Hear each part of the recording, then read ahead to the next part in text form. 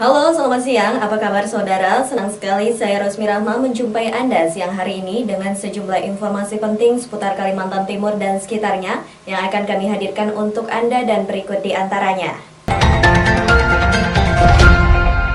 Kasus penangkapan Bupati Kutai Timur oleh tim KPK. Beberapa ormas Islam menyampaikan penolakan terhadap rancangan undang-undang haluan ideologi Pancasila di gedung DPRD Kaltim. Kita awali Kaltim Headline siang kali ini. Ketua DPRD Kaltim Makmur HPK menanggapi kasus penangkapan Bupati Kutai Timur oleh tim KPK. Meski mengaku prihatin, dia berpesan kasus itu menjadi pelajaran penting bagi seluruh pejabat pemerintahan di Kaltim. Kasus penangkapan Bupati Kutai Timur beserta 15 pejabat lain oleh petugas Komisi Pemberantasan Korupsi atau KPK menjadi perbincangan berbagai kalangan. Tidak terkecuali di parlemen, para wakil rakyat umumnya mengaku prihatin. Ketua DPRD Kaltim Makmur HPK mengaku kaget dengan berita tersebut. Kutai Timur adalah salah satu daerah pemilihannya yang meliputi Kutai Timur, Berau, dan Bontang.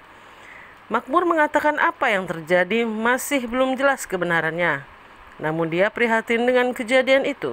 Ini menjadi pengalaman kita berharga. Kejadian ini bukan baru saja, di mana-mana kejadian terjadi terhadap penyelenggara pemerintah. Nah, saya kira mari menjadi lindungan kita semua lah. Kita tidak boleh sembrono, tidak boleh sembarangan. Kedua ya hal yang tidak benar ya buat apa kita lakukan. Apa adanya saja. Penting kita mengabdikan diri dengan baik. Apa yang menjadi cita masyarakat kita wujudkan dengan program-program kita yang tertuang dalam. Makanya kalau kita di pemerintah ada yang pertama belanja daerah dan sebagainya. Makmur mengatakan era sekarang adalah zamannya memerangi korupsi, kolusi, dan nepotisme. Sehingga setiap pejabat negara harus menjaga semangat yang disuarakan pemerintahan. Sekarang memang zamannya sudah memerangi bagaimana kita tidak melakukan korupsi, kolusi, nepotisme. Saya kira ini harus jadi semangat kita semua gitu. Ya, ini untuk refleksi bagi kita semua, termasuk kami semua di DPRD termasuk. Saya kira ini suatu hal yang harus kita berikan dukungan penuh. Siapapun juga, artinya untuk menyangkut masalah pembatasan korupsi, kemudian menyangkut nepotisme, kolusi, itu harus menjadi semangat kita semua. Diberitakan Bupati Kutai Timur Ismunandar dijemput petugas KPK di sebuah hotel di Jakarta. Ketika itu dia sedang bersama istri dan kepala Bapeda. Tim Kaltim TV, Hardin melaporkan.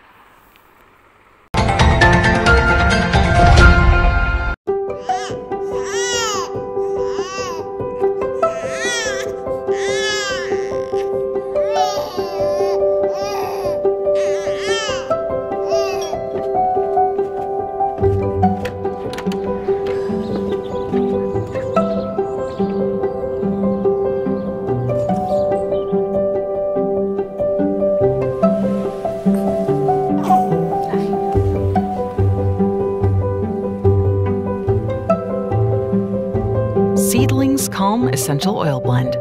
Turn restless bedtimes into restful ones.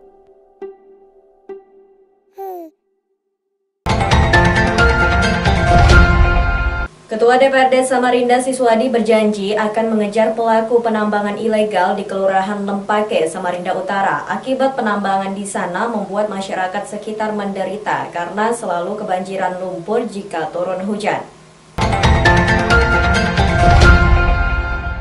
Anggota DPRD Kota Samarinda melakukan inspeksi mendadak atau sidak di lokasi yang diduga ada aktivitas tambang ilegal di Kelurahan Lempake, Kecamatan Samarinda Utara, Kota Samarinda. Aksi dadakan itu dilakukan setelah mendapat pengaduan dari masyarakat karena dampak penambangan membuat banjir lumpur di pemukiman warga. Rombongan dipimpin Ketua DPRD Kota Samarinda Siswadi, namun di lokasi turut hadir menemani Camat Samarinda Utara dan Lurah Kelurahan Lempake serta warga. Sayangnya setelah rombongan tiba sudah tidak ada lagi aktivitas pertambangan. Kalau warganya aja nggak tahu yang tinggal di sini, itu yang masalah waktu hearing kan sudah saya sampaikan. Bahwasanya kuncinya adalah di warga setempat. Sepanjang warga setempat tidak diizinkan, nggak ada namanya tambang itu bisa jalan. Nah ini kayaknya juga terpecah. Ada yang pro, ada yang kontra. Nah, yang kontra ini yang lapor ke kami. Yang pro, kami mau turun ini sudah. Laporan masuk semuanya sudah. Meski tidak menemukan lagi penambangan ilegal, Siswadi berjanji akan melacak pelakunya. Dia berharap kepada warga untuk tidak ragu menyampaikan laporan jika ditemukan ada pertambangan liar.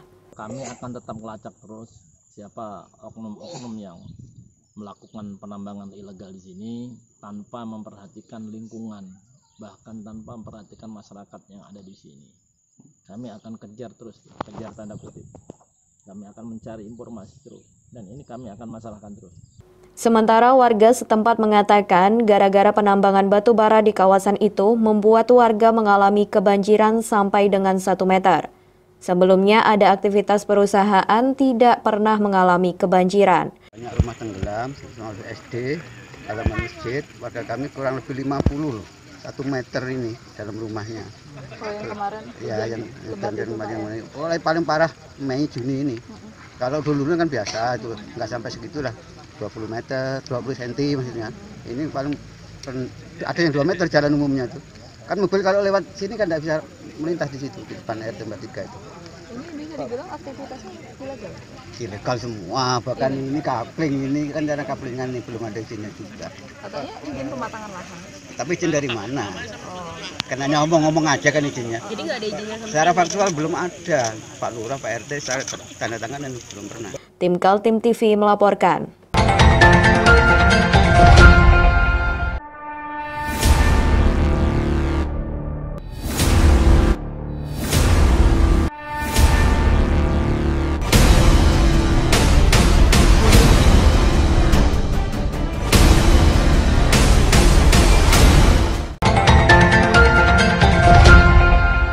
Beberapa ormas Islam di Kalimantan Timur menyampaikan penolakan terhadap rancangan Undang-Undang Haluan Ideologi Pancasila atau yang dikenal dengan nama RUU HIP. Sekitar 1.000 massa berunjuk rasa ke Gedung Wakil Rakyat DPRD Kaltim meminta untuk dibatalkan. Berikut informasinya.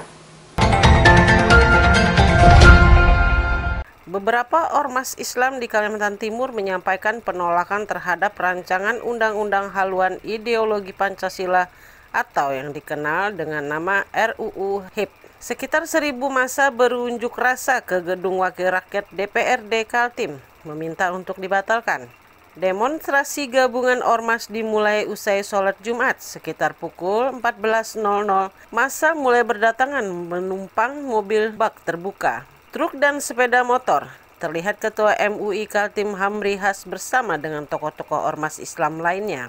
Dengan pengeras suara, tokoh-tokoh ormas Islam bergantian menyampaikan orasi dari bak mobil terbuka di depan gedung DPRD Kaltim. Mereka menyuarakan perlawanan atas bangkitnya Partai Komunis Indonesia. Selain ormas Islam, bergabung juga beberapa ormas kesukuan. Angkat tangannya, ikuti arahan saya dengan suara yang keras. Kami putra-putri Indonesia bangga menjadi musuh PKI, partai yang mengamankan PKI. Setelah berorasi sekitar 30 menit di gedung DPRD, para wakil pengunjuk rasa diperkenankan masuk ke gedung DPRD Kaltim. Perwakilan massa disambut Ketua DPRD Kaltim Makmur HPK, serta Wakil Ketua Andi Harun dan Sigit Wibowo, termasuk anggota DPRD Jahidin, Ali Hamdi, Puji Setiawati, Sutomo Jabir, dan Yeni Eviliana. Pada prinsipnya, apa yang disuarakan oleh Majelis Ulama Indonesia dan Aliansi Agama Islam yang ada di Kalimantan Timur, DPRD sudah sepakat untuk menyampaikan ke Dewan Perwakilan Rakyat DPR RI. Jadi ini hari Senin kita akan secara kelembagaan menyurat, dan hari ini juga kita pergi ke Jakarta. Kita menolak tentang rancangan undang-undang yang ada kaitannya dengan merubah ideologi Pancasila. Jadi DPR satu bahasa dengan Majelis Ulama dan seluruh aliansi umat Islam. Setelah berdialog sekitar 50 menit di gedung E, lantai dasar DPRD Kaltim, masa berangsur-angsur bubar. Tim Kaltim TV, Hardin melaporkan.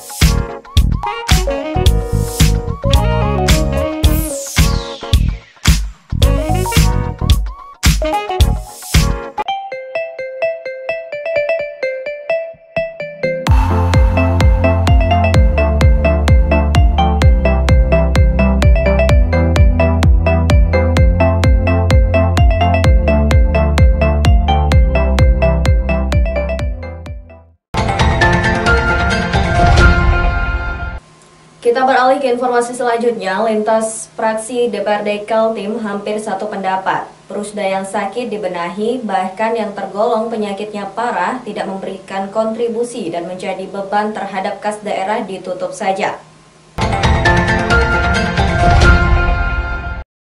Opsi-opsi tentang pembenahan Perusda yang dimodali Pemprov Kaltim disampaikan fraksi-fraksi di DPRD Kaltim pada rapat paripurna pandangan umum terhadap LKPJ Gubernur Kaltim tahun 2019. Ada fraksi mengusulkan dibentuk pansus atau panitia khusus agar bisa masuk membedah Perusda dan anak-anak perusahaannya, tapi ada juga fraksi P3 yang secara tegas meminta Perusda sakit ditutup saja. Wakil, bagaimana soal persoalan Perusda? Tadi hampir semua fraksi menyampaikan hal itu terkait dengan kinerja Perusda. Satu, kalau kita melihat dari Perusda itu, satu adalah kinerjanya. Dari investasi yang pemerintah provinsi lakukan, dari modal yang sudah diberikan pemerintah provinsi, kemudian dengan hasil yang dihasilkan dari Perusda tersebut memang nggak sebanding. Banyak sekali Perusda yang dikatakan mandul ya, atau Perusda yang tidak memberikan hasil apapun. Ini patut untuk kita koreksi. Tadi bahkan ada yang lebih tegas lagi untuk dibubarkan, ya fraksi P3 untuk dibubarkan. Ya tidak menutup kemungkinan kalau memang sudah tidak menghasilkan apapun, ngapain lagi? Nggak ada kinerjanya juga. Masalah Perusda sudah ditangani oleh Komisi 2. Samsun percaya langkah-langkah strategis sudah disusun Komisi 2 untuk disampaikan ke pimpinan DPRD, bukan hanya soal kinerja, tapi juga mengenai aset-aset Pemprov Kaltim yang diserahkan pengelolaannya ke Perusda, tapi tidak jadi apa-apa. Dua juga lagi intens untuk menggodok itu. Beberapa Perusda sudah kita ajak bicara terkait dengan kinerjanya. Selain terkait dengan kinerja, Perusda ini ada hal lagi yang lebih urgent untuk kita bahas, yaitu terkait dengan aset. Karena kan banyak sekali aset-aset Pemprov yang dilimpahkan pengelolaannya ke Perusda. Sudah sejauh mana? Contoh yang paling konkret ini lahan eksklusif punya Pemprov kemudian dikelolakan kepada MBS. Jadi apa sekarang? Gitu kan? Nah, sementara ya jadi rumah hantu. Tim Kaltim TV, Hardin melaporkan.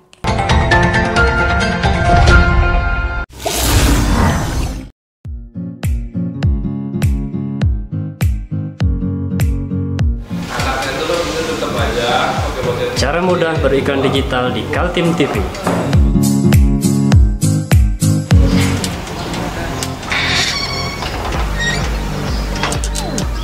Yang pertama, jadilah sahabat Kaltim TV.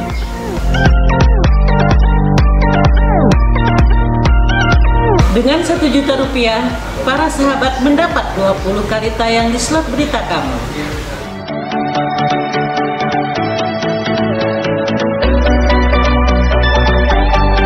Dengan 20 detik, dapat menjangkau 20.000 penonton. Anda beruntung karena mendapat kesempatan perdana dari kami. Ayo, jadilah sahabat Kaltim TV.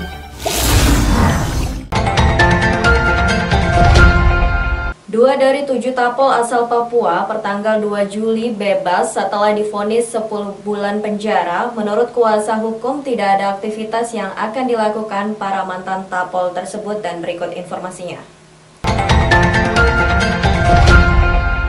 Pasca putusan sidang Pengadilan Negeri Balikpapan pada tanggal 17 Juni 2020, 2 tapol dari ke-7 tapol menghirup udara bebas. Kedua eks-tapol asal Papua ini dijemput langsung oleh kerabat dan tim kuasa hukum di Rutan Balikpapan. Ferry Kombo, aktivis mahasiswa Papua yang divonis 10 bulan penjara bersama rekannya Alexander Gobay, yang juga merupakan aktivis mahasiswa asal Papua yang juga divonis 10 bulan penjara bebas tanpa syarat. Menurut tim kuasa hukum, pasca bebasnya kedua eks-tapol ini, pihaknya dipastikan kedua tapol ini tidak ada aktivitas terlebih aktivis politik. Berapa lama sudah menjalaninya? Yang dua ini yang bebas si Ferry Kombo dengan Alexander Gobay. Mereka sudah menjalaninya ya karena ini masa vonisnya 10 bulan, berarti mereka sudah sampai saat ini sudah genap 10 bulan. Dalam menjalani sejak masa penahanan di kepolisian maupun menjalani vonis ya. Jadi dari Papua ke Kaltim hingga di rutan ini ya Bang? Iya, mulai dari penahanan pertama di Jayapura, ditambah dengan vonis itu, jadi mereka hari ini bebas. Karena pada saat vonis kemarin mereka sudah menjalani masa penahanan selama 9 bulan 2 minggu.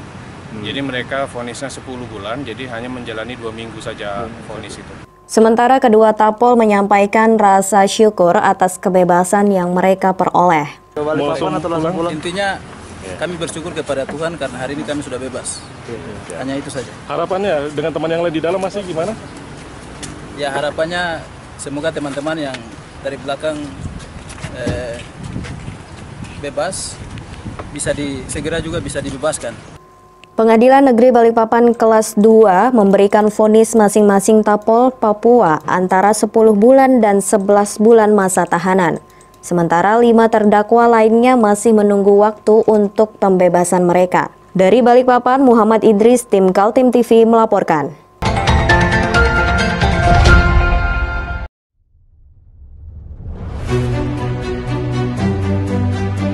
Hari ini kita ada kegiatan untuk membungkus sembako untuk dibagikan ke masyarakat yang membutuhkan karena COVID-19 ini.